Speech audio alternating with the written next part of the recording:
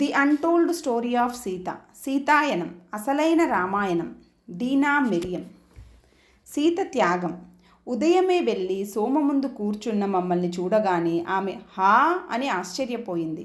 అంతకుముందు ఎంతో మృదువుగా సున్నితంగా ఉండే ఆమె స్వరం ఇప్పుడు గాలిలో ప్రతిధ్వనిస్తూ మమ్మల్ని భయభ్రాంతులకు గురి చేసింది.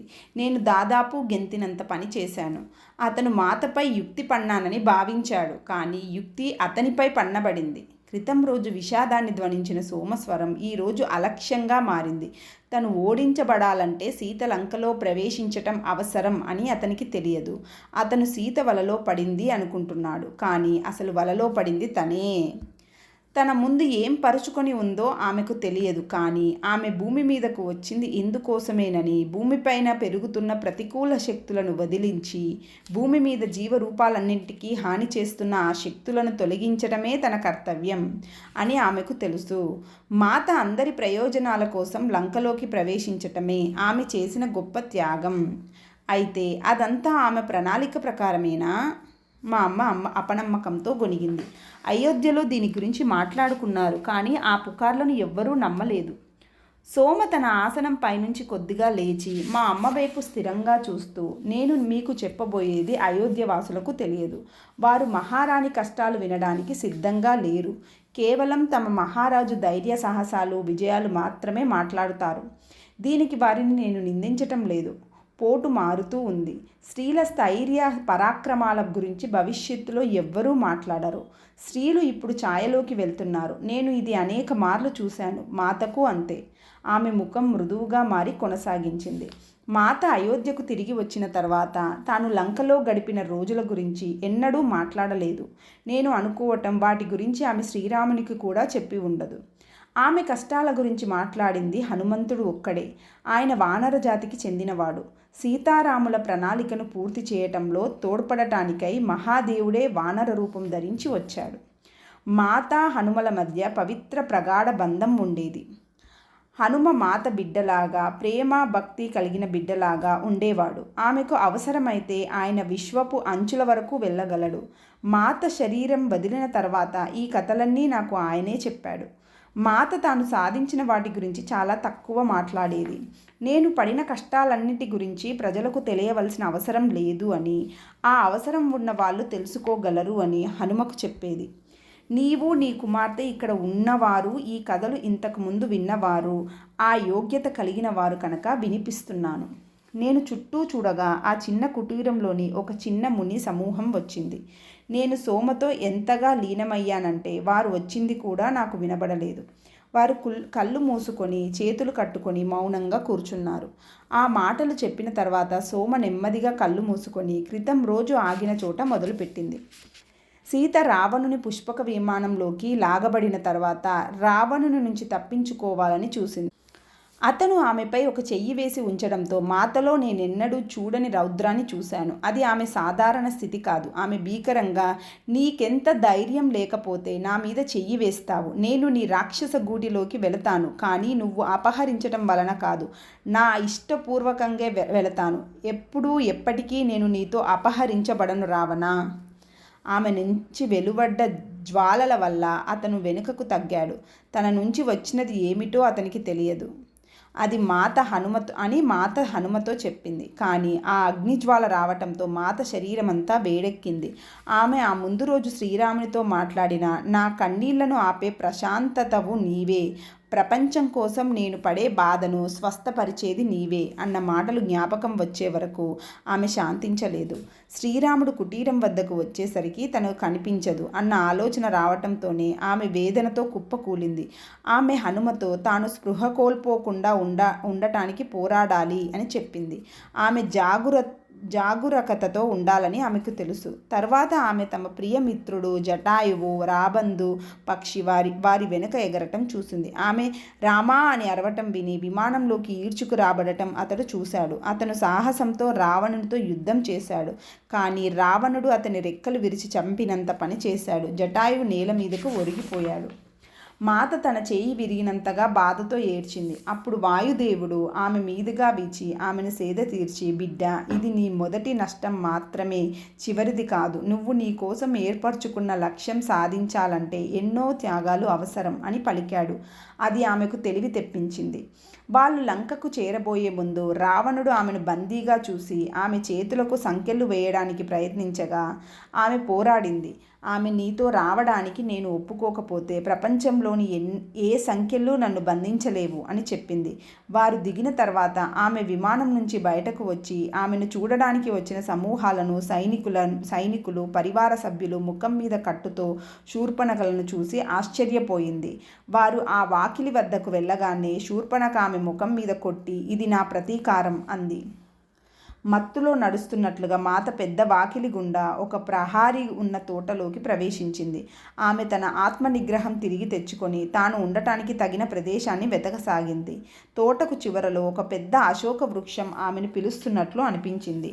ఆమె వెళ్ళి ఆ చెట్టును ఆనుకొని కూర్చొని తాను దాని రక్షణలో ఉన్నట్లుగా భావించింది. క్రూరమైన చూపులతో ఉన్న కొంతమంది స్త్రీ కాపలాదారులు ఆమెను చుట్టుముట్టారు. కాపలాదారులలో ఒకరు ఆమెకు ఒక బుట్ట నిండా పండ్లు, కొంచెం నీరు తీసుకొచ్చింది. వారందరిలోకి ఆమె కళ్ళు కరుణను వ్యక్తీకరిస్తున్నాయి. రాకుమారి సీత, దప్పిక కొని ఉంటావు, ఈ నీరు త్రాగి కొంచెం పండ్లు తిను. సీత గబగబా నీరు త్యాగి ధ్యాన స్థితిలోకి వెళ్ళింది. ఆమె మనస్సు మబ్బు కమ్మినట్లుగా అవబోతే ఆమె దానిని మెలకువగా ఉంచటానికి ప్రయత్నించింది. ఆమె శ్రీరామునితో తన బంధాన్ని తిరిగి ఏర్పరచడానికి ప్రయత్నించింది. దాని వలన ఏం జరిగిందో, తను ఎక్కడ ఉందో అతనికి తెలుస్తుంది అనుకుంది. అతని పేరును పదే పదే ఉచ్చరించి ఆమె ప్రయత్నించింది. కానీ అతని ఉనికిని అనుభూతి చెందటం కానీ బదులు పొందటం కానీ జరగలేదు. గతంలో ఆమె ఎప్పుడు పిలిచినా వెంటనే ఆమె ఉద్వేగాలను శాంతింపజేయడానికి అతని సాన్నిధ్యం లభించేది. ఆమె తన ప్రశాంతతను నిలబెట్టుకోవడానికి, చెడు ఆలోచనలు రాకుండా ఉండటానికి, అంటే అతను తనను పిలిచినప్పుడు ఏదో జరిగి ఉంటుంది అన్న భావం రాకుండా ఉండటానికి ప్రయత్నించింది. ఆమె అక్కడ ఏమీ తినడం కానీ త్రాగటం కానీ చెయ్యకూడదు అనుకుంది. ఆమెకు అంతవరకే తెలుసు. చీకటి పడేసరికి ఆమె నిరాశ తీవ్రమై పార్వతీదేవిని పిలిచింది. ఆమె ఇప్పుడు శ్రీరాముని చేరగల స్థితిలో లేదు. తనకు దారి చూపించగలిగిందల్లా పార్వతీదేవి ఒక్కటే. తన అంతరాంతరాల నుంచి మాత పార్వతీదేవిని పిలిచింది. సోమ కళ్ళు తెరిచి మా వెనుక కూర్చున్న మునులతో సూటిగా మాట్లాడింది. మాత రావణుని మనస్సులోకి ప్రవేశించి అతనికి కోపం, మోహం, అధికార దాహాల నుంచి దూరం చేయాలని లంకలో అడుగుపెట్టింది. కానీ తన మనోసామర్థ్యాలు ఎంతవరకు ఉన్నాయో, వాస్తవాలని అనిపించే భ్రమలను అతను ఎలా సృష్టించగలడో ఆమె అంచనా వేయలేకపోయింది. ఆమె నిరోధాన్ని బలహీనపరచడానికై, ఆమె మనస్సును వశపరుచుకోవడానికి అతను సృష్టించే భ్రమలను ఆమె ఎదుర్కోవలసి ఉంది. అతను ఆ సవాలను ఎందుకు స్వీకరించాడంటే అతనికి ఆమె గొప్ప సామర్థ్యాలు కలిగిన స్త్రీ అని తెలుసు. ఆమెను లోబర్చుకోవటం అనేది తన విజయాలకు వన్నె తెస్తుందని భావించాడు. కానీ ఆమె సామర్థ్యపు స్థాయిని అతను అంచనా వేయలేకపోయాడు. మనోయుద్ధం మొదలయ్యింది. సుడులుగా తిరుగుతున్న నల్లటి మేఘం చుట్టుముట్టే వరకు మాత మరింత గాఢంగా చీకటిలో మునిగిపోయింది. క్రమంగా అది రూపుదిద్దుకుంటూ ఆమె ముందు ఒక నిర్జన ప్రదేశం, పూర్తిగా నిర్జీవంగా కాల్చివేయబడిన మొక్కలు, ఎండిపోయిన నదులు, నల్లబారిన పర్వతాల నుంచి స్రవిస్తున్న శిలాజ ద్రవం, అవి మండుతున్నప్పుడు వచ్చే ఎర్రటి కాంతితో కనపడింది. సూర్యుడు, చంద్రుడు, నక్షత్రాలు ఒకానొక దట్టమైన పొర వెనుక అదృశ్యమై ఊపిరి ఆడకుండా ఉన్నాయి. ఆ ప్రదేశాన్ని చూస్తూ ఉండగానే అది విస్తరిస్తూ బయటపడే మార్గం ఏదీ కనపడలేదు. చివరకు ఆమె వేదనతో మృత్యుకుహారంలాగా ఉన్నది, ఇది ఏ ప్రాంతం అని అడిగింది. ఆమె తన దగ్గర నుంచి కొన్ని అడుగుల దూరం మాత్రమే చూడగలిగింది. అకస్మాత్తుగా కొన్ని శవాలు సగం కుళ్ళిపోయినవి, కొన్ని శరీర భాగాలు తినబడిన ముఖాలు కనపడ్డాయి. ఆమె వెనక్కు అడుగులు వేసింది. అవి ఆమెను గమనించి దగ్గరకు లాక్కున్నాయి. మీకు ఏమైంది? ఈ విధంగా చేసిందెవరు? ఆమె ఏడుస్తూ అడిగింది. ఆ శవాలు లేచి మాట్లాడటం మొదలుపెట్టాయి. అవి చెరచబడి రూపం చెరిపివేయబడిన స్త్రీలుగా మారటాన్ని మాత గమనించింది. అప్పుడు ఆమె అవి రావణునిచే హింసించబడి, కొన్ని అతనిచే చంపబడి, మరికొన్ని అతను లోబరుచుకోవటం వల్ల స్వయంగా చనిపోయిన స్త్రీలవి అని గుర్తించింది. అమ్మా, మాకు సహాయం చెయ్యి అవి పిలిచాయి. ఆమె భయం కరుణగా మారి వారిని ఒక్కొక్కరిని తాకుతూ సగం కుళ్ళిపోయిన వారి ముఖాలపై తన చేతులు ఉంచింది. బిడ్డ, మీ నుంచి ఈ ఇబ్బంది నన్ను స్వీకరించనివ్వు. ఒక్కొక్క దాని వద్దకు వెళ్తూ ఆమె గొణిగింది. ఆ వశపరుచుకోబడిన స్త్రీల మధ్య నిలబడి ఆమె, రావణ, నువ్వు ఏం చేశావో చూడు. ఒక స్త్రీని అవమానించిన వారికి ఆ ఫలితం అనుభవించక తప్పదు. నేను ఖచ్చితంగా చెబుతున్నాను అని బిగ్గరగా పలికింది. రావణుని చిత్రం ప్రత్యక్షంగా బిగ్గరగా నవ్వసాగింది. చాలా బిగ్గరగా సీత చెవులు చిల్లు పడేటట్లు నవ్వాడు. నువ్వు నా పురస్కారాలను కనుగొన్నావు. అవన్నీ నా ఆనందం నుంచి సృష్టించబడ్డాయి. సీత తన చేతిలో పట్టుకున్న స్త్రీని వదిలివేసింది. వారందరూ ధూళిగా మారటం చూసింది. రావణుడు కూడా బిగ్గరగా నవ్వుతూ అదృశ్యమయ్యాడు. అది ఏమైనా భ్రమ లేక నిజమా? ఆమె ఎటూ తేల్చుకోలేకపోయింది. నీరసంగా నిర్లిప్తంగా నేల మీద కూలబడింది. తర్వాత అతి కష్టం మీద లేచి నిలబడి నడవసాగింది. ఈ నిర్జన ప్రాంతం నుంచి బయటపడటానికి ఏదో ఒక మార్గం ఉండి ఉంటుంది అనుకుంది ఆమె. హఠాత్తుగా ఒక మనోహరమైన అరణ్యం ప్రత్యక్షమైంది. ఆమె హృదయం తేలికపడింది. ఆమె ఆ అడవిలోకి ప్రవేశించగానే ఒక మెరిసే కొలను పక్కన తన ప్రియమైన రాముడు కనిపించాడు. ఆమె ఆనందంగా అరిచి అతని వైపు పరిగెత్తబోయింది. అప్పుడు ఆమెకు అతని ప్రక్కన తనకు తెలియని అందమైన యువతి పడుకొని ఉండటం, అతను ఆమె వెంట్రుకలతో ఆడుకోవటం కనిపించింది. అతను ఆమెతో సీత మరణించిందని, ఇప్పుడు ఆమె అయోధ్యకు మహారాణి అని చెబుతున్నాడు. మాత ఆనందపు అరుపు విషాదపు అరుపుగా మారింది. ఆ దృశ్యం అదృశ్యమయ్యింది. ఆమె కళ్ళ ముందు అయోధ్య రాజ మందిరం కదలాడింది. రాముడు సింహాసనం మీద ఆ అందమైన స్త్రీని పక్కన కూర్చోబెట్టుకొని ఉన్నాడు. ప్రజలు వచ్చిన వారి పాదాలకు నమస్కరిస్తున్నారు. లేదు లేదు, మాత ఏడ్చింది. రామా, నేను మరణించలేదు, నేను జీవించే ఉన్నాను. ఆమె మోకాళ్ళపై కూర్చొని హృదయం బరువెక్కే కళ్ళ నుండి నీరు కారుతూ ఉండగా ఆమె కళ్ళకు రావణుడు రాముని రూపంలో ఉండటం కనిపించింది. మళ్ళీ ఆ క్రూరమైన నవ్వు గాలిలో ప్రతిధ్వనించింది. మాత తన చెవులు మూసుకొని దృష్టిని మార్చగా ఆమె ఎటు తిప్పితే అటు రావణుని రూపం కనిపించింది. ప్రతి ఒక్క రూపం ప్రక్కన ఒక అందమైన స్త్రీ ఉంది. హఠాత్తుగా వారిని పట్టుకొని వేధించడం మొదలుపెట్టాడు. వారు పారిపోవడానికి ప్రయత్నించారు. కానీ అతను వారిని కింద పడేసి, దుస్తులు లాగివేసి, బలాత్కరించి, నొప్పితో విలవిలలాడుతుండగా వదిలేశాడు. ఒకరి తర్వాత ఒకరిని పట్టుకొని బలవంతం చేశాడు. ఆమె శరీరంలో విపరీతమైన నొప్పి మొదలైంది. తానే ఆ స్త్రీల శరీరాల్లో ఉన్నట్లు, అది తనకే జరుగుతున్నట్లుగా భావించింది. ఆమె హృదయం తల్లడిల్లి మృత్యు సమీపంలోనే ఉన్నట్లు భావించింది. ఆ దృశ్యం అదృశ్యమై మళ్ళీ తాను చీకటిలో ఒంటరిగా ఉండటం కనుగొంది. ఇది ఒక భ్రమ, తనలో తాను అనుకుంది. ఇది నిజం కాదు. అతను నన్ను ఒక మాయాలోకంలో వశం చేసుకున్నాడు. నేను ఈ అసత్య దృశ్యాలను లోబడకూడదు. ఆమె ఆ చీకటి ప్రదేశంలో పారిపోవడానికి ప్రయత్నిస్తూ అన్ని వైపులకు పరిగెత్తింది. కానీ అన్ని వైపులా గాజు గోడలు నిర్మించబడి ఉన్నాయి. ఆమె ఎటువైపు చూసినా రావణుడి ముఖం ఆమెనే చూస్తూ ఎగతాళి చేస్తూ ఎత్తి పొడుస్తున్నట్లు కనపడింది. ఇదేం శక్తి? ఆమె గొణుక్కుంది. ఏ వైపు నడిచినా దారి కనపడలేదు. ఆమె వేసరి నిస్సత్తుగా నేలపై కూలబడింది. నేలపై కూలబడింది. మాత భూమాతను పిలిచింది. అయితే అది భూమి కాదు. ఆమె భూమిలాగా కనిపించిన దానిని చేతిలోకి తీసుకోగా అది నిర్జీవంగా ఉంది. అది మృతలోకం, మాయాలోకం. అప్పుడు మళ్ళీ ఆమె శ్రీరాముడు తన చేతులలో 2 పిల్లలతో సింహాసనం మీద కూర్చుని ఉండటం చూసింది. వారు తన పిల్లలుగా గుర్తించింది. అతని కోసం అరిచింది. అతను కనిపించిన దిశలో పరిగెత్తింది. కానీ దగ్గరకు చేరలేకపోయింది. ఆమె ఎంత కష్టపడి వేగంగా పరిగెత్తినా వారి మధ్య దూరం తరగలేదు. పిల్లలను చూడగానే వారిని హత్తుకోవాలనిపించింది. వీరు మన పిల్లలని రాముని కళ్ళలోకి చూస్తూ చెప్పాలనిపించి పదే పదే రాముణ్ణి పిలిచినా అతను వినిపించుకోలేదు. అతను ఒక కత్తి తీసుకొని పిల్లలను ముక్కలు ముక్కలుగా కోయటం చూసినప్పుడు ఆమె భయంతో పూర్తిగా భయపడింది. తన ముఖం దూరంగా పెట్టి, ఇది నిజం కాదు, ఒక భ్రమ అంది. మళ్ళీ ఒకసారి ఆమె ప్రియమైన భర్త రూపం రావణునిగా మారి అతని నవ్వు ఆ గాలిలో కలిసిపోయింది. ఆమె తనను తాను పిల్లల శవాల సముద్రంలో ఉన్నట్లు చూసింది. వారి తల్లులు ఒక ఒడ్డున నిలబడి ఆమె సహాయం కోసం ఏడుస్తూ ఉన్నారు. మాత ఆ క్రూరత్వాన్ని చుట్టూ చూసి కన్నీళ్లతో, ఎంత దుష్టత్వం ఇది! ఈ భయాన్ని ఏ మనస్సు సృష్టించింది అని అరిచింది. జవాబు వెంటనే వచ్చింది. అది అతనే, తన స్వంత బిడ్డను ప్రహ్లాదుని చంపడానికి పదే పదే ప్రయత్నించినవాడు. దీనిని, ఈ ఆలోచన రూపాన్ని సృష్టించింది అతనే. ఈ ఆలోచన రూపాలు మనుష్యుల మనస్సులోకి ప్రవేశించకముందే, భూమిపై ఆ విధమైన ప్రవర్తన చోటు చేసుకోకముందే, స్త్రీలను పిల్లలను హింసించటం, లొంగదీసుకోవడం అనేది సాధారణ విషయంగా మారకముందే అతన్ని నాశనం చెయ్యాలి. సోమ కళ్ళు తెరిచింది. మా ముఖాల్లోని భయాన్ని చూసి గబగబా, నా ఉద్దేశం మిమ్మల్ని భయపెట్టాలని కాదు, కానీ మాత ఏ విధమైన హింస పడిందో తెలియచేయటం మాత్రమే. ఈ భ్రమలన్నీ రావణుని వల్లనేనా అని మా అమ్మ అడిగింది. సోమ తల ఊపి కొనసాగింది.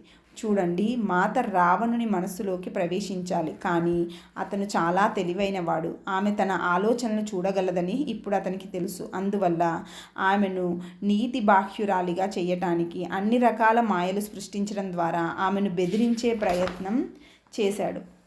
అతను దాదాపు విజయం సాధించాడు. శ్రీరాముడు నిరోధించకపోతే ఆమె నీటిలో మునిగి శరీరం వదిలిపెట్టేది. ఇప్పుడు రెండోసారి శ్రీరాముడు ఆమెను భూమిలో ఉంచాడు. మొదటిసారి ఆమె యవ్వనంలో అడవిలో గాఢ ధ్యాన స్థితిలో వెళ్ళినప్పుడు జనక మహారాజు కానీ ఋషులు కానీ ఆమెను భూమిపైకి తీసుకురాలేకపోయారు. అప్పుడు ఆమె గాఢ ఆశీర్వాద స్థితిలో ఉండి శ్రీరాముడు అక్కడ ప్రత్యక్షం అవ్వకపోతే ఆమె శరీరం ప్రకృతిలో కలిసిపోయేది. అది ఆమె శ్రీరాముని భౌతిక రూపంలో కలుసుకోకముందు జరిగింది. ఈసారి లంకలో లోక కల్లోలాలని చూసి ఆమె శరీరాన్ని విచ్ఛిన్నం చేయబోయింది. ఆమె ఎంతో ఇబ్బందిని, కష్టాన్ని స్వీకరించి తన అసలైన ప్రకృతిలోకి తిరిగి వెళ్ళాలి అనుకుంది. మళ్ళీ శ్రీరాముడే దానిని నిరోధించాడు. ఈ కథలో మిగతా భాగాన్ని చెప్పబోయే ముందు నేను కొంత ఆగాలి. అది కథలో అతి ముఖ్య భాగం. రావణుని పుట్టుకకు దారి తీసింది. మేము విన్న దానివల్ల మా హృదయాలు భారమయ్యాయి కనుక ఆ విరామం పట్ల నేను, మా అమ్మ ఎంతో సంతోషించాం. మీరు ఉదయపు ఆహారం తీసుకోలేదు కదూ, అవునా అడిగింది సోమ. మేం తలలు పట్టుకున్నాం. అయితే మీకోసం నన్నేదైనా సిద్ధం చెయ్యనివ్వండి.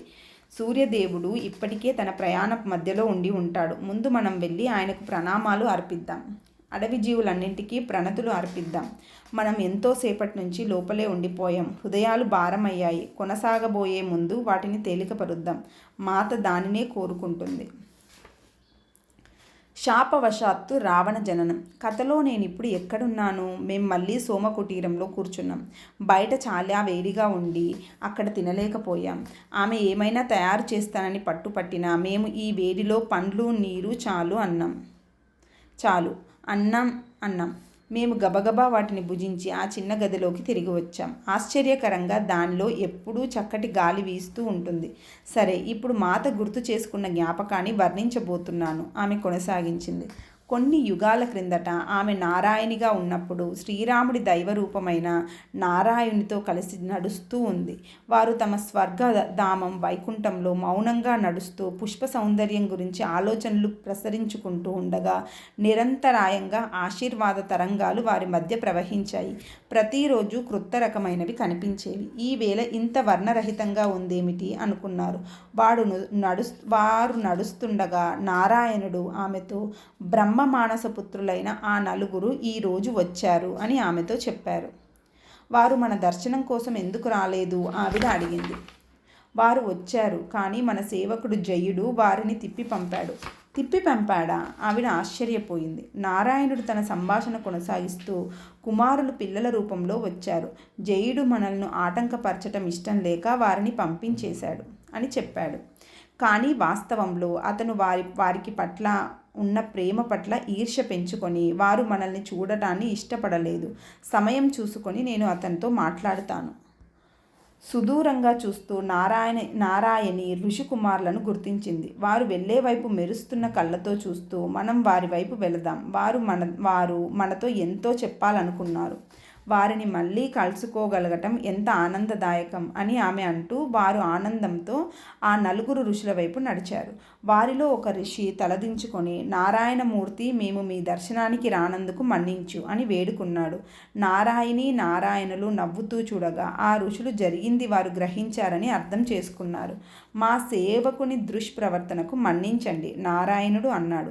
అదేమీ లేదు ప్రభు, మాత, ఇప్పుడు మేము మీ సమక్షంలో ఉన్నాం. ఆనంద పులకితులమయ్యాం. భూమిపై చోటు చేసుకోబోతున్న సంఘటనల గురించి మీతో పంచుకోవటం కోసం మేము వచ్చాం, ఆ ఋషి బదులిచ్చాడు. కుమారులు సెలవు తీసుకొని వెళ్ళిన తర్వాత నారాయణి, నారాయణులు జయుడు వద్దకు వచ్చారు. వారి రాకను చూసి దాక్కోవడానికి ప్రయత్నించాడు, కానీ నారాయణుని నుంచి దాక్కోలేకపోయాడు. చాలా కాలం క్రితం నారాయణుడు జయుడిని ఈ ఉన్నత దేవలోకాలకు ఉండడానికి అనుమతించినప్పుడు అతనిలో అతిశయ, అసూయ బీజాలు వ్రేళ్లున్నాయని గుర్తించిన కాలక్రమంలో అవి నశించిపోతాయని ఆశించారు. కానీ ఇప్పుడు ఆ బీజాలు కనిపించాయి. చాలా కాలం నిద్రాణంగా ఉండి ఇప్పుడు వృద్ధి చెందుతున్నాయి. ఆయన తన సేవకుని వద్దకు వెళ్ళాడు. చాలా కాలం తర్వాత మా దర్శనానికి వచ్చిన కుమారులను నీవు తిప్పి పంపావు జయ. ఈ వైకుంఠధామం నుంచి ఎవ్వరినీ తిప్పి పంపకూడదు. ఇక ఆ ఋషుల విషయం చెప్పేది ఏముంది ప్రభు, అందులో నా తప్పేమీ లేదు. వారు ఎంతో దురుసైన వాళ్ళు, నాతో ఎంతో అమర్యాదకరంగా ప్రవర్తించారు. ఆ మనఃస్థితిలో ఉన్న వారికి మీకు దర్శనం ఇవ్వడం ఎలా ఇస్తారని వారిని తిరిగి వెళ్ళి ప్రశాంతత చేకూర్చుకురమ్మని పంపాను. నారాయణుడు అతను అసత్యం చెబుతున్నానని తెలుసుకోవటమే కాక అతని మనస్సులో వంచనా బీజాలు కూడా చోటు చేసుకోవడం చూశాడు. జయ, నీవు చెప్పేది సత్యం కాదు. నువ్వు నన్ను వంచలేవని తెలుసుకోవాలి. వెంటనే ధ్యాన సాధనలోకి వెళ్ళు. నిన్ను వశపరుచుకున్న అతిశయ వంచన బీజాలను వ్రేళ్లతో పెకిలించు.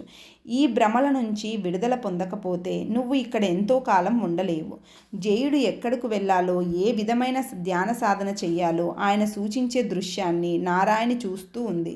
నారాయణుడు తను సూచించిన విధంగా సాధనకు వెళ్ళటానికి బదులు జయుడు కుమారుల వద్దకు వెళ్ళి వారిని కోప్పడ్డాడు. మీరు ప్రభువు వద్దకు వెళ్ళి మీ ఫిర్యాదులతో ఆయనను ఎందుకు ఇబ్బంది పెడతారు అని కోపంగా ప్రశ్నించాడు. ఋషులు ఆయనతో ఆశ్చర్యంగా చూశారు.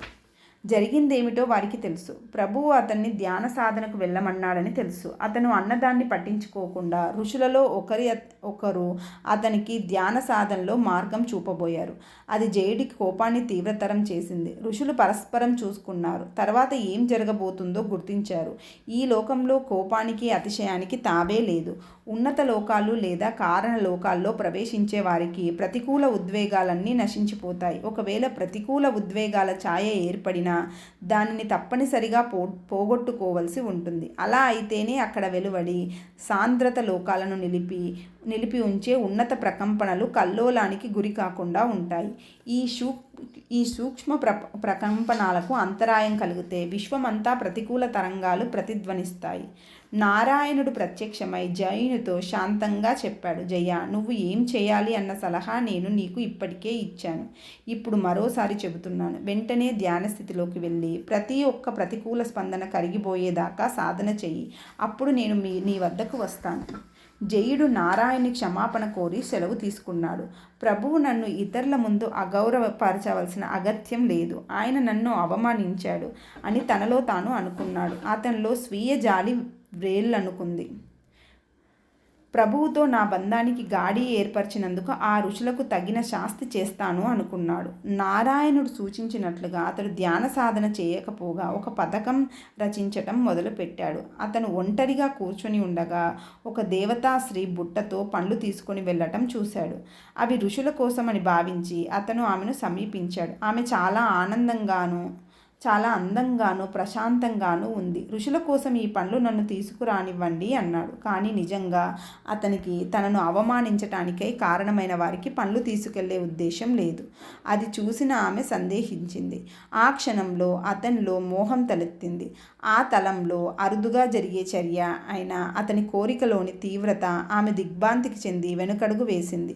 దేవి నారాయణి అతని ముందు ప్రత్యక్షమై తీవ్రమైన స్వరంతో, ఇక్కడ మోహానికి తావులేదు జయ. నీవు ప్రతి చోట ప్రతికూల ఆలోచనలు నాటి నీ ముప్పు నువ్వే కొని తెచ్చుకుంటున్నావు. నువ్వు వెంటనే ధ్యాన సాధనలోకి వెళ్ళకపోతే ఈ తలం నుంచి బలవంతంగా పెంపించవలసి ఉంటుంది అని హెచ్చరించింది. కానీ మాత ఏదో చెప్పబోయాడు. అయితే అప్పటికే ఆలస్యమైంది. ఋషులలో ఒకరు పదునైన స్వరంతో, జయ, నువ్వు నీ పరిధిని అతిక్రమించావు. నువ్వు మమ్మల్ని అవమానిస్తే సహించము. కానీ ఈ మహిళా ఋషిని ముల్లోకాల్లోనూ గౌరవించబడే స్త్రీని అవమానించటం మాకు సహించరానిది. నీ ఉద్వేగాలు మానవలోకంలో చెల్లుతాయి కనుక నేను నిన్ను 7 సార్లు భౌతిక లోకంలో జన్మ తీసుకొని నీ ప్రతికూల ఉద్వేగ అంకురాలను చిదిమివేయవలసిందిగా శపిస్తున్నాను. కానీ బాగా జ్ఞాపకం ఉంచుకో, నువ్వు ఎరుక పెంపొందించుకోకపోతే, అజ్ఞానంలో కూరుకుపోతే అవి 1000 రెట్లు వృద్ధి చెంది నీ వల్ల జరిగిన నష్టం నీకే తెలుస్తుంది. నిన్ను నువ్వు స్వచ్ఛపరచుకోకపోతే నారాయణుడే, ఆ ప్రభువే నీకు ముక్తిని ప్రసాదిస్తాడు. నారాయణుడు ప్రత్యక్షమవగా జయుడు ఏడుస్తూ ఆయన పాదాలపై పడతాడు. ప్రభు, నన్ను ఈ శాపం నుంచి కాపాడండి. నేను ఇప్పుడే ధ్యాన సాధనకు వెళ్తాను. ఇప్పటికే చాలా ఆలస్యమైంది జయ. నారాయణుడు విషణ్ణ వదనంతో అన్నాడు. నేను నీకు సలహా ఇచ్చాను, అలాగే నారాయణి కూడా. కానీ నువ్వు లెక్క చేయలేదు. ఇది నీ ఆలోచన చర్యల ఫలితం. ఏ ఒక్కరూ తమ మనస్సు నుంచి తప్పించుకోలేరు. వారి భవిష్యత్తును నిర్ణయించేది అదే. నీకు ఆ నియమం తెలుసు కానీ పట్టించుకోలేదు. జయుడు ప్రార్థించడం కొనసాగించాడు. కానీ నారాయణుడు, ఒకానొక ఋషి శాపం ఫలించకుండా ఉండదు, కానీ దానిని మెరుగుపరచవచ్చు.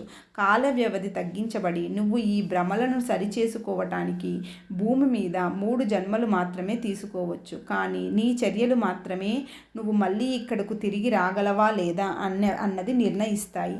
నువ్వు గాఢ తపస్సు చేసి కాలక్రమంలో నీ కోపం, గర్వం, మోహాలు వదుల్చుకొని ఇక్కడికి తిరిగి రాగలవు.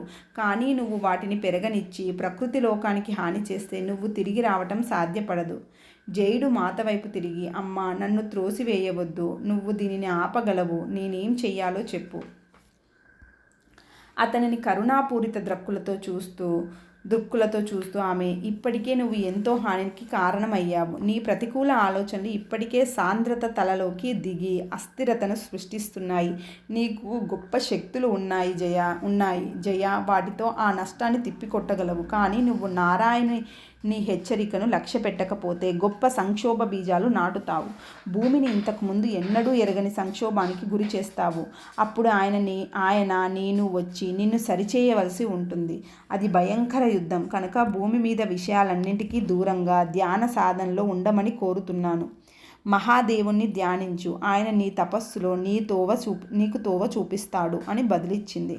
అమ్మా, అతను అరిచాడు. కానీ అతని రూపం అప్పటికే కరిగిపోతూ భూమి మీద జన్మించడానికి సిద్ధమవుతోంది. జయుడి చరిత్ర జ్ఞాపకం చేసుకున్న మాత నుంచి అప్రయత్నంగా ఒక పాట వెలువడింది. ఆమెకు ప్రహ్లాదుడు, జయుని కుమారుడు. భూమిపై మొదటిసారిగా జయుడు హిరణ్యకశపునిగా జన్మించినప్పుడు తన కుమారుణ్ణి చంపటానికి ప్రయత్నించటం గుర్తుకు వచ్చింది. అవకాశం వచ్చినప్పుడల్లా ప్రహ్లాదుడు స్వర్గ ఉపకరణలతో ఆడుకుంటూ తాను దేవలోకాలలో విన్న మంత్రాలు పఠించేవాడు. ఒకప్పుడు జయుడు కూడా పాడిన నారాయణుల పట్ల భక్తిగీత గానం చేసేవాడు. ఇప్పుడు ఆ గానం సీత ద్వారా ప్రాణామయ లోకాలలో నిండిపోయినప్పుడు రావణుడు తన పరుగును ఆపేవాడు. ఆ కొంచెం విశ్రాంతిలో ఆమె అతని మనస్సులోకి వెళ్ళగలిగేది. ఆ వక్రీకరింపబడిన మనస్సులోకి వెళ్ళి ప్రహ్లాదుడు నారాయణ్ణి ప్రార్థిస్తూ పాడిన ఆ దివ్య గానాన్ని అతని జ్ఞాపకాల్లో మేల్కొల్పటానికి ప్రయత్నించేది. అది విశ్వమంతా ప్రతిధ్వనిస్తుండగా మాత రావణుని చెవిలో, జ్ఞాపకం తెచ్చుకో, ఇది ప్రహ్లాదుని తండ్రిగా భూమి మీద మొదటిసారి జన్మ తీసుకోకముందు జయుని గానం. అది ప్రేమ కొరకు నీ గానం అని గుసగుసలాడింది. ఆ జ్ఞాపకం మొదలగానే అతను స్తంభించిపోయాడు. అతని శరీరం చిన్నదిగా, మరింత చిన్నదిగా మారి అతను దయనీయమైన స్వరంతో, అమ్మా, నువ్వు నన్ను ఎందుకు వదిలిపెట్టావు, ఎందుకు అని అన్నాడు. ప్రియపుత్ర, మేము నిన్ను ఎన్నడూ వదల్లేదు. నీ చర్యలు నీ ప్రభు త్వరలోనే ఇక్కడకు వచ్చేటట్లు చేశాయి. తిరిగి నీ చర్యల వలనే నువ్వు మళ్ళీ చేరుకోగలవు. నువ్వు నీ కోపాన్ని, అతిశయాన్ని, మోహాన్ని వదిలించుకోవాలి. నువ్వు నిన్ను ఇంతగా ఎందుకు దిగదార్చుకున్నావు? ఎంతో మంచిగా ఉండగలిగినప్పటికీ ఆమె కోపంతో అడిగిన అతను పడిపోవటం మొదలవగానే పట్టుకోవటానికి వెళ్ళింది. అయోమయంగా చూస్తూ అతను, నా కొడుకును చంపను. నేను ఎందరో కొడుకులను చంపాను అని గొణిగాడు. నేను నా కొడుకును చంపను. నేను ఎందరో కొడుకులను చంపాను అని కొనిగాడు. కానీ ప్రహ్లాదుని నువ్వు చంపలేదు, ఆమె బదులిచ్చింది.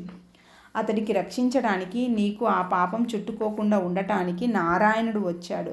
మళ్ళీ అతన్ని పడబోతుండగా, గ్రహాలు నక్షత్రాల దారికుండా పడిపోతుండగా, విస్తృత విశ్వంలో అతను ఒకానొక శకలం కంటే చిన్నదిగా మారి ఆమె దృష్టి నుంచి అదృశ్యమయ్యే వరకు ఆ దృశ్యం పొగమంచు వలె కరిగిపోయింది. దేవతాతలం అదృశ్యమై దాని జ్ఞాపకం మరుగున పడింది. మాత ఒక కాంతి సముద్రంలో ఉంది. ప్రతి మూల నుంచి మధుర స్వరాలు జై శ్రీనారాయణి, జై శ్రీనారాయణి అని జపిస్తున్నాయి. క్రమంగా ఆ కాంతి నుంచి స్త్రీ ఋషుల రూపాలు ఉద్భవించాయి. చిన్న పెద్ద స్త్రీలు మాతకు భూమి మీద దేవలోకాల్లోనూ తెలిసిన వారు వారిలో వందల మంది ఉన్నారు. ఆమె ఆశ్చర్యంతో చుట్టూ చూసింది. ఋషి అనసూయ ఆమె గుసగుసలాడింది. అనసూయ తల ఊపింది. మాతకు తాను, శ్రీరాముడు, ఆమె అత్రి మహర్షుల ఆశ్రమాన్ని వదిలేటప్పుడు ఆమె తన తపఃఫలాన్ని తనకు దారపోయటం జ్ఞాపకం వచ్చింది. అక్కడ ఋషి అహల్య, ఋషి గార్గి తనకు బాల్యం నుంచి తెలిసిన వారితో పాటు అడవుల గుండా తాను, శ్రీరాముడు ప్రయాణించినప్పుడు కలుసుకున్న వాళ్ళు, దేవలోకాల నుంచి వచ్చిన మిగిలిన వారు ఉన్నారు. గొప్ప ఋషి అత్యున్నత సాక్షాత్కారాన్ని పొందిన దేవాహుతితో పాటు ఆమె 9 మంది ఋషి కుమార్తెలు అక్కడ ఉన్నారు. ఆ స్త్రీలకు గొప్ప శక్తులు ఉన్నాయి. వారు మొత్తం సౌర కుటుంబాలనంతా సృష్టించి నిలిపి ఉంచగలగటమే కాక వ్యక్తుల పగిలిన హృదయాలను బాగు చేయగలరు. మాత హృదయం గొప్ప ఆరాధనతో నిండిపోయింది. వారు ఒకరి తర్వాత ఒకరు ఆమె త్యాగానికి తమ ప్రేమ, కృతజ్ఞతలు అర్పించారు. ఆ ఋషులు కనుమరుగు అవగా పార్వతీదేవి రూపం కనపడింది. సీత మళ్ళీ తనను తాను ఆ రాత్రి చీకటిలో రావణుని తోటలో పార్వతీదేవి విగ్రహం ముందు ఉన్నట్లు గమనించింది. మాతకు అయోమయం అనిపించింది. ఎంతో జరిగింది, తానెంతో చూసింది. నిజంగా భూమి మీదకు వచ్చిందా? పార్వతీదేవికి ప్రణమిల్లి నేను ఎక్కడ ఉన్నాను అని అడిగింది. నువ్వు మళ్ళీ భౌతిక రూపంలో రావణుడి తోటలో ఉన్నావు. ఏం జరిగింది? ఇప్పుడు సంభవిస్తున్న దానికి కారణమైన కాలాంతర నాటి విషయాన్ని జ్ఞాపకం చేసుకున్నావు. నీవు, నారాయణుడు, జయుడు వైకుంఠాన్ని వదలవలసి వచ్చినప్పుడు అతను తీసుకోవలసిన చర్యల గురించి హెచ్చరించారు. మీ మాటలు వినడానికి బదులు అతని కోపం, అతిశయం, మోహం బంధింతలు పెరిగాయి. ఋషులు ముందు చెప్పినట్లుగానే భూమి మీద జీవానికి అతను కలిగించిన నష్టం పూడ్చడానికి ఎంతో కాలం పడుతుంది. కానీ ఈ జన్మ నుంచి అతను విముక్తి చెందే సమయం దగ్గర పడుతుంది. శ్రీరాముడు త్వరలోనే వచ్చి రావణుని నుంచి భూమికి విముక్తి ప్రసాదిస్తాడు. శ్రీరాముడు ఆయన సురక్షితమేనా? మాత నెమ్మదిగా అంది. పార్వతీదేవి తల ఊపి నవ్వింది. అతను సైన్యాన్ని కూడబెడుతున్నాడు, త్వరలోనే వస్తాడు. నేను ఆయనని అనుభూతి చెందలేకపోతున్నాను. ఆ బంధం తెగిపోయింది. అమ్మా, నువ్వు దానిని పునరుద్ధరించగలవు. దాని వలన నేను జీవించి ఉన్నానని ఆయనకు తెలుస్తుంది. సీత పార్వతీదేవిని అర్థించింది. ఆ బంధం నాతో ఉన్నంత వరకు నేను ఏ పరీక్షనైనా తట్టుకుంటాను. పార్వతీదేవి మహాదేవుడు హనుమంతుడి రూపంలోకి తన శక్తిని పంపించాడు. అతను శ్రీరామునికి తోడ్పడుతూ త్వరలోనే నీ ముందుకు వస్తాడు. ఆ బంధాన్ని అతను పునరుద్ధరిస్తాడు. కానీ సీత, నువ్వు ఇప్పటికే అది చేశావు. నీ శరీరంలోని అణువణువు అతని పేరునే గానం చేయడం నీకు వినపడటం లేదా? అది నాకు కూడా వినిపిస్తుంది. కానీ ఒక విషయంలో నిన్ను హెచ్చరించాలి. శ్రీరాముడు వచ్చే వరకు ఇక్కడి నుండి నువ్వు ఏమీ తినవద్దు, త్రాగవద్దు. రావణుడు నీకు అందించే ఆహారాన్ని, నీటిని అంతటినీ కలుషితం చేశాడు.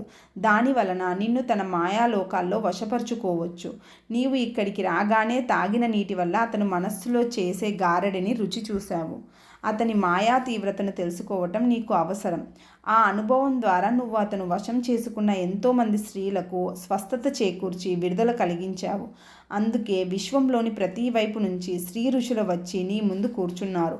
నువ్వు ఇక్కడికి వచ్చిన కొద్ది కాలంలోనే నువ్వు సాధించిన దానికి మెచ్చుకోవడానికే, నీకు శక్తినివ్వడానికి, నువ్వు భవిష్యత్తును కూడా చూశావు.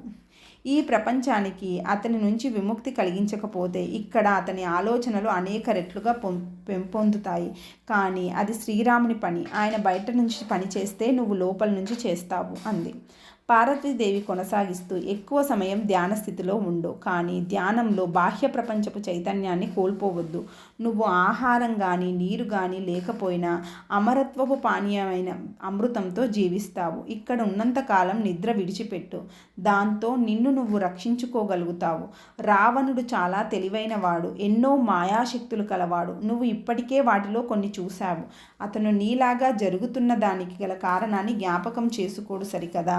నీ పట్ల నారాయణుని పట్ల తన భూమి మీదకు పడటానికి అనుమతించటం వల్ల ఎంతో కోపాన్ని కలిగి ఉన్నాడు. అతని క్రోధం, మోహం అదుపు లేకుండా ఉన్నాయి. నువ్వు శ్రీరాముడు కలిసి వాటిని స్వీకరిస్తేనే అతను మారగలడు. భూమి మీద అనేక వేల భూ సంవత్సరాల తర్వాత ఇది అతనికి 2వ జన్మ. మొదటిసారి రాక్షసరాజైన హిరణ్యకశపుడుగా జన్మించాడు. నారాయణుని పట్ల అతని కోపం ఎంతటి తీవ్రమైనదంటే అతను భూమి మీద నారాయణునికి పూజ లేకుండా చెయ్యాలనుకున్నాడు. అతన్ని జాగృతీకరించడానికి ప్రహ్లాదుడు అనే గొప్ప భక్తుడు అతనికి కుమారుడిగా జన్మించాడు. కానీ అతని వల్ల కాలేదు. ప్రపంచాన్ని అతని భయోత్పాతాల నుంచి తప్పించడానికి నారాయణుడు నరసింహుని రూపంలో రావలసి వచ్చింది. ఇప్పుడు ఈ రావణుని జన్మ తర్వాత శాపం నుంచి పూర్తిగా విముక్తి పొందడానికి అతనికి మరో జన్మ అవసరం.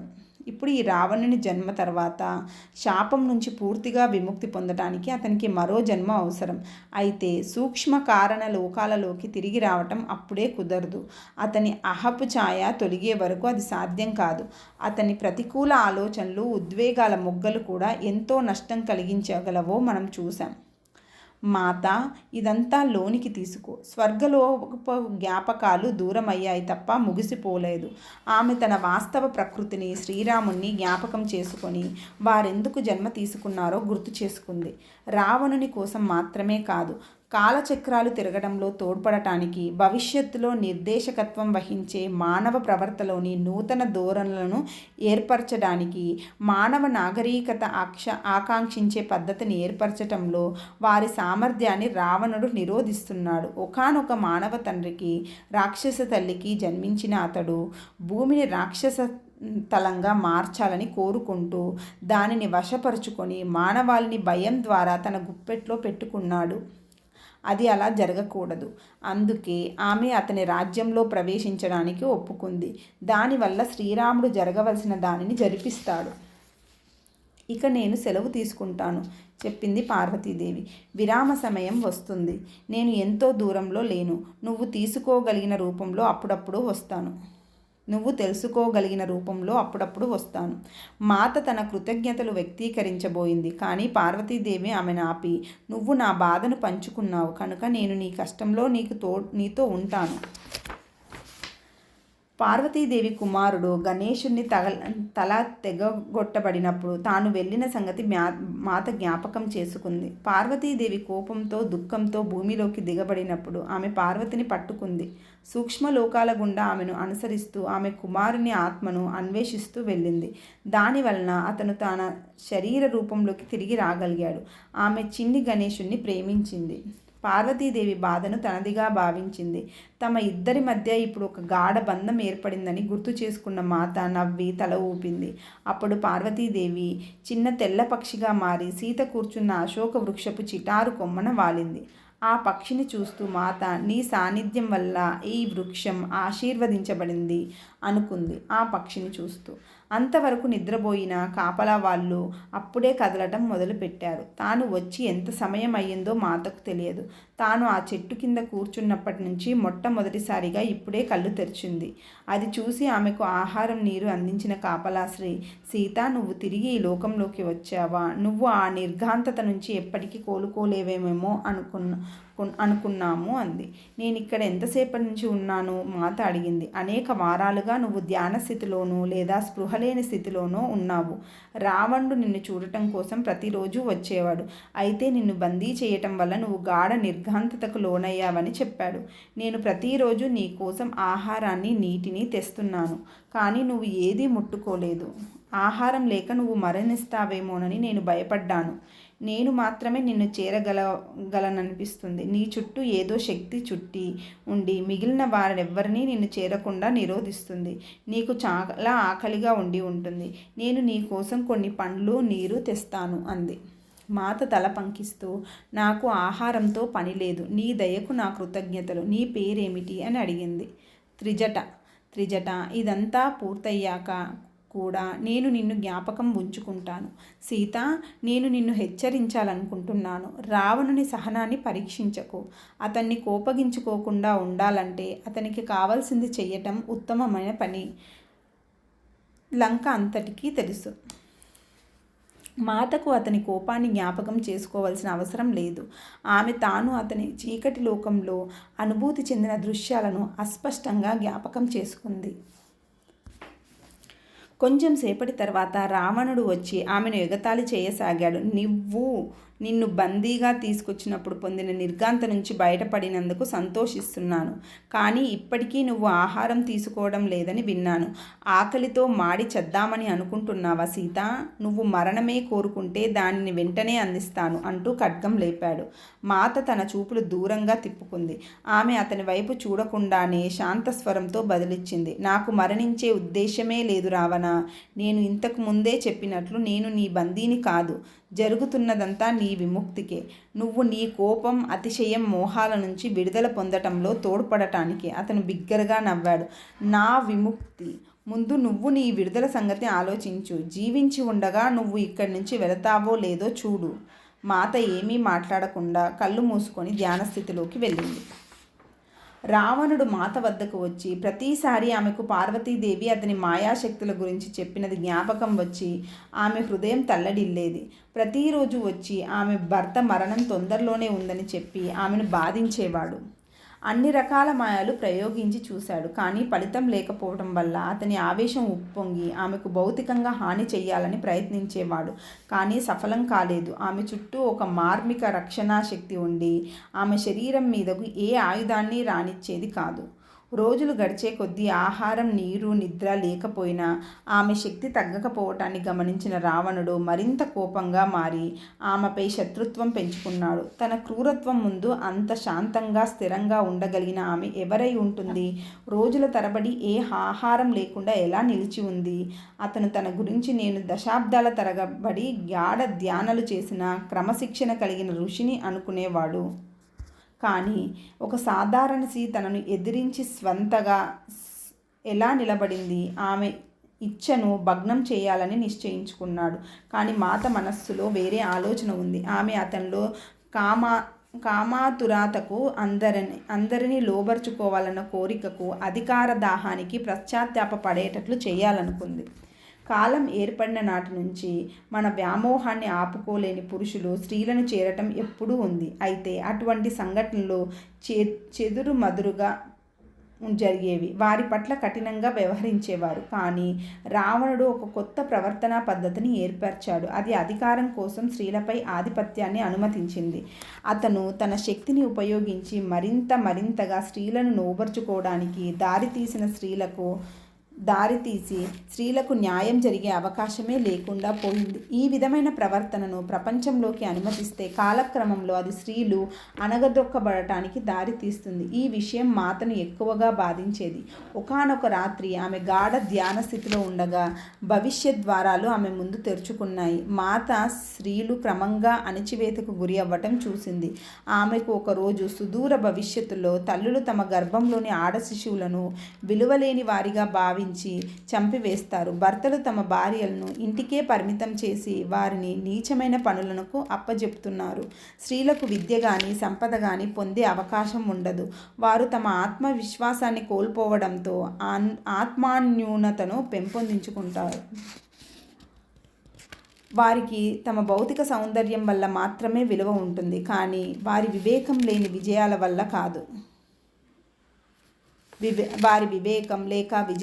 కాదు. వారు ఆధ్యాత్మికత శిక్షణల నుంచి త్రోసిపుచ్చబడి జీవితంలోని అత్యున్నత లక్ష్యాలు సాధించడానికి అనర్హులుగా చేయబడతారు. నా కుమార్తెలు అత్యున్నత అభివృద్ధి సాధించిన ద్రష్టలు సౌర మండలాలను సృష్టించి నిలిచి ఉంచగలిగిన వారు అయి ఉన్నప్పటికీ అంతా మరచిపోబడి కేవలం ఋషి పత్నులుగా తెలియజేయబడతారు. కాల పరిణామంలో వారు సాధించినవన్నీ కోల్పోబడతాయి. ఈ మాటలు విన్న మాత హృదయం బరువెక్కింది. హఠాత్తుగా అద్భుతమైన ఋషి దేవాహుతి ప్రత్యక్షమైంది. మాత ఆమె స్వరాన్ని గుర్తించింది. ఆమె మాటలు తెచ్చిన విషాదాన్ని, ఆ ఋషిని మళ్ళీ కలుసుకున్న ఉత్సాహం అధిగమింపచేసింది. అమ్మమ్మ!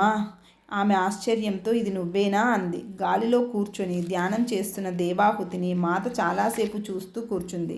తర్వాత ఆమె నెమ్మదిగా మాత ముందు నిలబడగా ఆమె తెల్లటి వెంట్రుకలు మోకాళ్ళ వరకు ఉండి ఆమె చర్మం స్వచ్ఛంగా మంచు మెరుస్తున్నట్లు ఉంది. మెరిసే కళ్ళతో ఆమె మాత చేతులను తన చేతిలోకి తీసుకొని ఆలోచనలను వినిమయం చేయడం ద్వారా సంభాషణ ప్రారంభించింది. మాటలు అవసరం లేకపోయాయి. ఆమె భావం స్పష్టంగా తెలిసింది. ఆమె మాటలో మరొక భవిష్యత్తును తెలిపే జ్ఞాపకాన్ని మేల్కొల్పడానికి వచ్చింది. కాలచక్రాలు తిరగడంలో మనం స్త్రీలు జీవితపు ఛాయలలోకి వెళ్ళిపోతాం. స్త్రీలు అంతర్లోకాల జ్ఞానం నిలిపి ఉంచుకుంటారు. కాలచక్రం క్రింది వైపు చాపంలో ఈ లోకాల జ్ఞానం తగ్గిపోతుంది. అది గ్రహం యొక్క బాహ్య అభివృద్ధికి, నాగరికత కొనసాగడానికి అవసరం. చాలా కాలం తర్వాత మళ్ళీ కాలచక్రం పైవైపు చాపం మొదలై స్త్రీలు తమ జ్ఞానాన్ని తిరిగి తెచ్చుకుంటారు. నువ్వు ఆ కాలానికి స్త్రీలు ముందుకు వచ్చి తాము అందించవలసిన దాన్ని గ్రహించే నాటికి అవసరమైన బీజాలను నాటాలి. నీవు నా తల్లివి, నా బిడ్డవు, నా మనవరాలివి. ఈ మానవ లోకంలో నీవు జన్మ తీసుకున్న కారణం ఇదే. నీ పని ఈ వర్తమానానికే మాత్రమే చెందినది కాదు, రాబోయే శకానికి కూడా చెందినది. దేవాహుతి ఆలోచనలు ఆమెలోకి ప్రసరించగా మాత సుదూర గతాన్ని జ్ఞాపకం చేసుకుంది. స్త్రీల పాత్ర చాలా ప్రముఖంగా ఉండే రోజులను గుర్తు చేసుకుంది. ఋషి దేవాహుతి యొక్క తండ్రి మనువు చాలా గొప్పవాడు. ఆయన తన కుమార్తెకు చాలా గొప్ప ఋషికి తగిన వరుని కోసం లోకమంతా వెతికాడు. ఆయన కార్తామాముని ఆమెకు తగిన ఋషి అని కనుగొన్నాడు. ఆయన దట్టమైన అడవిలో ప్రగాఢ ధ్యానాలు చేస్తున్నప్పుడు పెళ్లి గురించి అడగగా ఆయన తన వాంఛ పరబ్రహ్మంలో ఐక్యత అయినప్పటికీ మనువు మాటను తిరస్కరించలేనని చెప్పాడు. కానీ ఒక షరతుతో ఆ వివాహానికి అంగీకరించాడు. అదేమిటంటే పిల్లలు కలిగిన తర్వాత తాను మళ్ళీ అడవికి వెళ్ళి తన తపస్సును కొనసాగించటం. దేవాహుతి తన తండ్రి ఎంపిక చేసిన వరునికి అంగీకారం తెలిపింది. తపస్సును కొనసాగించటం. పిల్లలు కలిగిన తర్వాత తాను మళ్ళీ అడవికి వెళ్ళి తన తపస్సును కొనసాగించటం. దేవాహుతి తన తండ్రి ఎంపిక చేసిన వరునికి అంగీకారం తెలిపింది. తాను మళ్ళీ తాపసిక జీవితానికి వెళ్ళబోయే ముందు కార్దముడు, దేవాహుతులు అనేక సంవత్సరాలు వైవాహిక జీవితాన్ని గడిపారు.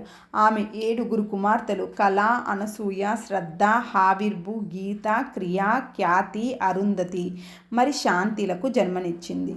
వారిలో ప్రతి ఒక్కరూ అద్భుతమైన ఋషులుగా మారారు. తర్వాత ఆమె ఒక కుమారునికి మహర్షి కపిలునుగా నారాయణమూర్తి యొక్క ప్రత్యక్ష రూపానికి జన్మనిచ్చింది. ఆ బాలుడు జన్మించడం చూసిన నారాయణి తన ప్రియమైన భర్తను ఆ బాలుని రూపంలో చూడటం తప్ప వేరేమీ చెయ్యలేకపోయింది. కార్దామముని అడవిలోకి వెళ్ళబోతుండగా నారాయణి దేవాహుతి ముందు ప్రత్యక్షమై ఆమెను ఓదార్చి తన 10 మంది పిల్లలను పెంచి యోగ మార్గంలో శిక్షణనివ్వడంలో నిర్దేశకత్వం వహిస్తానని అంది. ఆమె కుమార్తెల వివాహ సమయానికి తగిన వరులను వెతకడంలో నారాయణియే సహాయం చేసింది.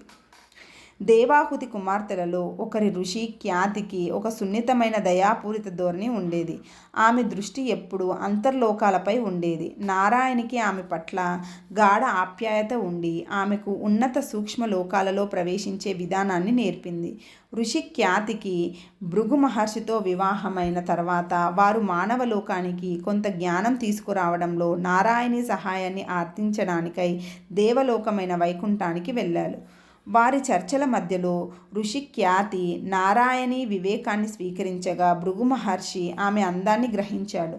నారాయణి తన కుమార్తెగా జన్మించాలనే కోరిక ఖ్యాతి మనస్సులో ప్రవేశించిన ఆమె తన నమ్రత వలన దాన్ని సూచించలేకపోయింది. భార్య కోరికను ప్రసిగట్టిన భృగు మహర్షి మానవ కళ్యాణానికై తమను జన్మించవలసినదిగా అని దేవిని కోరాడు. ఆమె అంగీకరించింది. కానీ సరి అయిన సమయంలో నారాయణుడు ఆమెను తిరిగి వైకుంఠానికి తెస్తాడు అని ఆమె హామీ ఇచ్చిన తర్వాత మాత్రమే ఒప్పుకుంది. ఆ విధంగా శ్రీ లేదా మహాలక్ష్మి అని పిలువబడే నారాయణి అత్యంత వివేకం, సౌందర్యం గల భార్గవిగా జన్మించింది. మానవలోకానికి దిగి వచ్చిన తర్వాత ఆమె కూడా చాలా జ్ఞానాన్ని నిలిపి ఉంచుకొని తర్వాత భృగు మహర్షికి అందించి ఆయన భౌతిక లోకంలో జీవులన్నిటిపైన నక్షత్ర శరీరాల ప్రభావం ఎలా ఉంటుందో అర్థం చేసుకోవడంలో నిర్దేశకత్వం వహించింది. తర్వాత ఈ జ్ఞానాన్ని ఆధారంగా చేసుకొని ఆయన భవిష్యత్తును సూచించే జ్యోతిష్య శాస్త్రాన్ని పెంపొందించాడు. భృగు మహర్షికి ఊసన అనే పేరు గల మరో భార్య ఉంది. ఆమె గొప్ప ఋషి, రాక్షస గురువు అయిన శుక్రాచార్యుని తల్లి. ఆ కాలంలో దేవతలకు రాక్షసులకు మధ్య భౌతిక లోకంపై ఆధిపత్యం కోసం గొప్ప యుద్ధం జరిగింది. అనేక మంది అసురులు నశించారు. కానీ వారిలో ఒకానొక క్రూరమైన గుంపు ఊసన వద్ద శరణు పొందారు. తన కుమారుని శిష్యుల దుస్థితిని చూసి ఆమె వారికి ఆశ్రయం ఇచ్చింది. దేవతలు ఆమె వద్దకు వచ్చి తమను లోనికి ప్రవేశించనివ్వమని కోరగా ఆమె తన కుమారుని శిష్యులను రక్షిస్తానని మాట ఇచ్చింది. కనుక వారిని నిరాకరిస్తున్నానని చెప్పింది. నారాయణుడు నారాయణిని తిరిగి దేవలోకాలకు తీసుకురావడానికై వెళ్తుండగా ఆయన దేవతలకు ఊసనకు మధ్య జరుగుతున్న సంవాదాన్ని విని ఆమెను ఫలితమేమైనా కానీ ఆ యుద్ధం జరగనివ్వమని హెచ్చరించాడు. ధర్మాన్ని అనుసరించేవారు విజయం సాధిస్తారు, అది అలాగే జరగాలి, మధ్యలో అడ్డు రావద్దు అని చెప్పాడు. కానీ ఊసన తాను మాట ఇచ్చాను అని చెప్పి నారాయణుని మాటను తిరస్కరించింది. మాట ఇచ్చి తప్పడం దురదృష్టం, కానీ ధర్మానికి విరుద్ధంగా వెళ్ళడం అనేది తీవ్రమైన దుశ్చర్య. ఎవరైనా ఈ రెండిటి పర్యవసనాలను బేరీజు వేసుకొని విచక్షణను ఉపయోగించాలి. నారాయణుడు ఊసనకు ప్రశాంత స్వరంతో సలహా ఇచ్చాడు. దేవతలు తమ విధిని నిర్వర్తించడానికి అనుమతించమని నేను నిన్ను కోరుతున్నాను అది మానవలోక రక్షణ కోసం.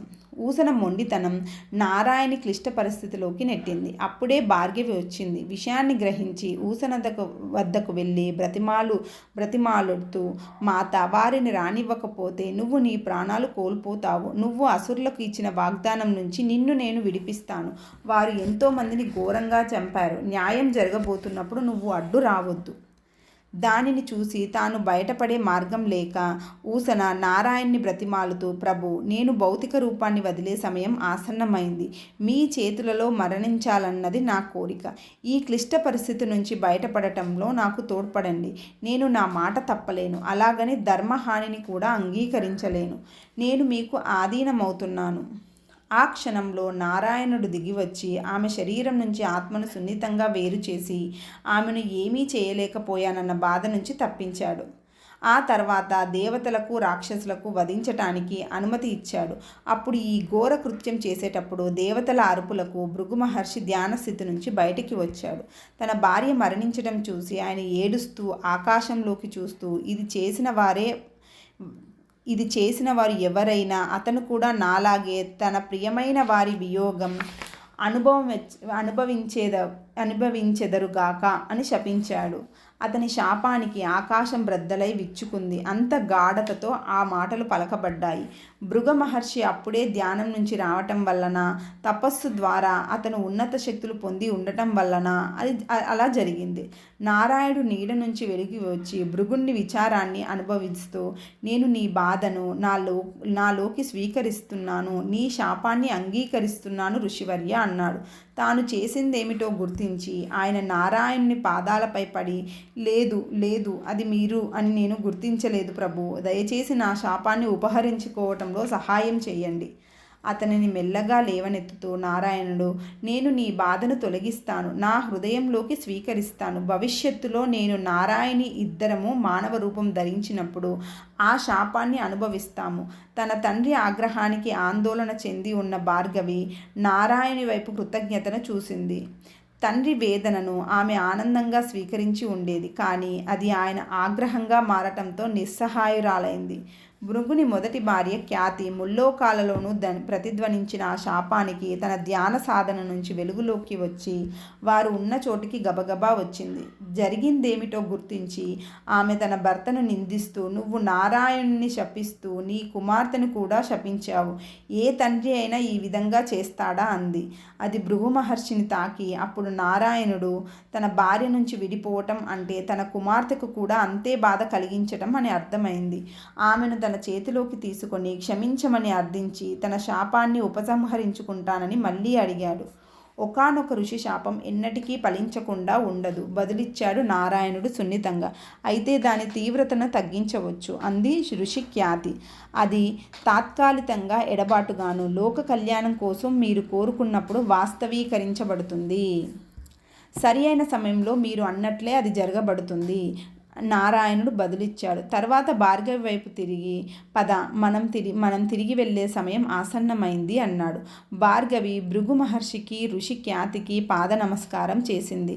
తల్లి ఆమెను లేవనెత్తి ఆమెతో కారణాపరిణామ నియమాన్ని అమలుపరచటానికి తోడ్పడటంలో ఒక ఋషి శాపం అవసరమయ్యే కాలం ఒకటి వస్తుంది. అది ఎంతో కాలం ఆ విధంగా ఉండదు. ఆ విధంగా బాధ కలిగించిన వారికి సమయం దగ్గర పడుతోంది. ఏదో ఒక రోజు శక్తిని పొందగలుగుతావు. తిరోగమాన యుగాల్లో అది నిరుపయోగం అవుతుంది అంది. తన తల్లి కళ్ళవైపే చూపు నిలిపి భార్గవి తల ఊపింది. ఆ పైన తన వాస్తవ రూపం దాల్చింది. తాను నారాయణుడు విడిపోయారు. ఈ జ్ఞాపకాలన్నీ మదిలో మెదలటం వలన మాత చాలాసేపు మౌనంగా కూర్చుంది. నేను రాముడి నుంచి వేరవటానికి కారణం ఇదన్నమాట ఆమె ఋషి దేవాహుతిని అడిగింది. ఆ గొప్ప ఋషి తల పంకించి, ప్రస్తుత పరిస్థితికి రావణ విముక్తి కోసం మీరిద్దరూ కలిసి ప్రణాళిక రచించారు. ముందుగా ఊహించబడిన ఆ వేర్పాటు ఇంకా మీ ముందే ఉంది. దాని గురించి ఇప్పుడు ఆలోచించకు. మీ ముందు గొప్ప యుద్ధం ఉంది. అది వచ్చినప్పుడు ఏం చేయాలో మీకు తెలుస్తుంది. నా కుమార్తె ఖ్యాతి చెప్పినట్లుగా అది లోక కళ్యాణం కోసమే. ఇప్పుడు నేను నీకు ఒకటి చూపించాలి అనుకుంటున్నాను. ఈ సంఘటనలు జరిగినప్పుడు నువ్వు ఏం చేయాలో తెలుసుకోవటంలో అది తోడ్పడుతుంది. నా చెయ్యి అందుకో అంది. మాత ఆమె చెయ్యి అందుకుంది. వారు తమ కాంతి శరీరాలతో అయోధ్యలోని సరయూ నది వద్దకు ఎగిరి వెళ్ళారు. వారు అక్కడకు చేరేసరికి మాతకు స్త్రీల అద్భుత జ్ఞానం, మంత్రోచ్చరణ వినపడింది. అప్పుడు సూర్యోదయం కాబోతుంది. సూర్యుని తెలి కిరణాలు భూమిని తాకబోతున్నాయి. వెలుగు పరుచుకుంటుంది. దానితో పాటే జై మా సీత జై మా జపం, జై మా సీత జపం యొక్క శబ్ద తరంగాలు కూడా నదిపై పరుచుకున్నాయి. సీతను ఆశ్చర్యం, ఆనందం చుట్టుముట్టింది. కొందరు స్త్రీలు సమూహంలా చేరి ఆమె నామజపం చేస్తూ ఆమె రక్షణ కోసం దేవతలను ఆహ్వానిస్తున్నారు. నీ చుట్టూ రక్షణ వలయాన్ని ఏర్పరిచింది ఇది. నువ్వు అయోధ్యను వదిలి వెళ్ళిన నాటి నుంచి ప్రతిరోజు ఈ స్త్రీలు నది వద్దకు వచ్చి నీ రక్షణ కోసం జపం చేస్తున్నారు. మొదట్లో ఒకే ఒక్కరు ఉండేవారు. అక్కడ ఉన్న ఆ స్త్రీ, లోపల ఉన్న స్త్రీ అంటూ దేవాహుతి మోకాళ్ళ వరకు మునిగి కళ్ళు మూసుకొని ప్రార్థిస్తున్న స్త్రీని చూపింది. తర్వాత మిగిలిన వాళ్ళు వచ్చారు. అపహరణ విషయం అయోధ్యలో తెలియగానే మరింత మంది స్త్రీలు వచ్చి వారిని చేరారు. ప్రతి ఉదయము ఋతువులతో పని లేకుండా వారు వచ్చి గానం చేస్తారు. వర్షం, ఉరుములు, మెరుపులు, ఈదురుగాలులు ఏవీ వారిని ఆపలేవు. ఇది స్త్రీల శక్తి. వారి భక్తితో సృష్టించిన వలయాన్ని దాటి రావణుడు కూడా లోనికి రాలేడు. అక్కడ లోపల నీ పని ఉంది సీత. భవిష్యత్తు కోసం నువ్వు నాటుతున్న బీజాలు స్త్రీల శక్తి అవసరమైనప్పుడు జాగృతీకరించబడతాయి. నీ జీవిత లక్ష్యం వర్తమానానికే కాదు, స్త్రీల కోసం, రాబోయే కాలంలో భవిష్యత్ స్త్రీల కోసం. సీత, నువ్వు ఏర్పరిచిన మార్గాన్ని వారు అనుసరిస్తారు. నేను వారి భక్తిని అనుభూతి చెందుతున్నాను. మాత శాంతంగా బదులిచ్చింది. అయితే అది వారికి ఎక్కడి నుంచి వచ్చిందో నాకు తెలియదు. అయోధ్య నుంచి మధుర ప్రేమ వస్తుందని నాకు అనిపించింది. కానీ అది మహారాజు శ్రీరాముని కోసం అనుకున్నాను. నేను దానిని వదిలిపెట్టి నాటికి నేను ఇక్కడ ఇంకా పరాయిదాన్నే. ఈ స్త్రీలకు తాము సృష్టించిన శక్తి గురించి తెలియదు. వారు నీ క్షేమం కోసం ప్రార్థిస్తున్నారే తప్ప తాము నీ చుట్టూ సృష్టించిన రక్షణ శక్తి గురించి వారికి తెలియదు. సీత, ఈ స్త్రీల ప్రేమ, భక్తితో సేదతీరు. మాత కళ్ళ ముందు దృశ్యం ఆవిరైపోతుంది. ఆ స్త్రీలు సరయూ నది, సూర్యోదయం అన్నీ ఆమె ఏం జరుగుతుందో గ్రహించేలోపే కరిగిపోయి మాత తాను అశోక వృక్షపు నీడలో ఉండటం చూసుకుంది. దేవాహుతి కాంతి రూపం కూడా మసకబారసాగింది.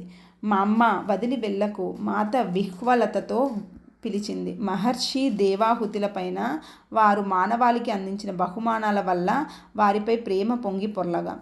ప్రాణామయ లోకంలో ఒక క్షణం పాటు కదులుతూ తాను వెళ్ళబోయే ముందు ఆ ఋషి, ఈ యుద్ధానికి అవసరమైన బాహ్య విషయాలన్నింటినీ రాముడు సిద్ధం చేస్తాడు. నువ్వు లోపల వాటి సంగతి చూడాలి. నుంచి పనిచేయి సీత. నువ్వు ఇప్పుడు చేస్తున్నట్లే రావణుని మనస్సులో నుంచి అసలైన యుద్ధం అక్కడ జరగబోతుంది. సూర్యోదయం కాబోతుంది. మాత అయోధ్య దృశ్యాన్ని నిలిపి ఉంచుకోవటానికి ప్రయత్నించింది. కానీ లంకలోని వాస్తవం ఆమెను ఆధీనం చేసుకుంది. పండ్లు నీరు తీసుకుని కాపలా స్త్రీలు వచ్చారు. ఆమె ఆకలిని తీర్చి రావణ్ణి వక్రీకరించబడిన విశ్వంలోకి లాగాలని ప్రయత్నిస్తూ మాత ఆహారాన్ని వద్దనటంతో వాళ్ళు అవతలికి వెళ్ళి కొంచెం దూరం నుంచి మాతను గమనిస్తుండగా మాత ధ్యాన స్థితిలోకి వెళ్ళిపోయింది.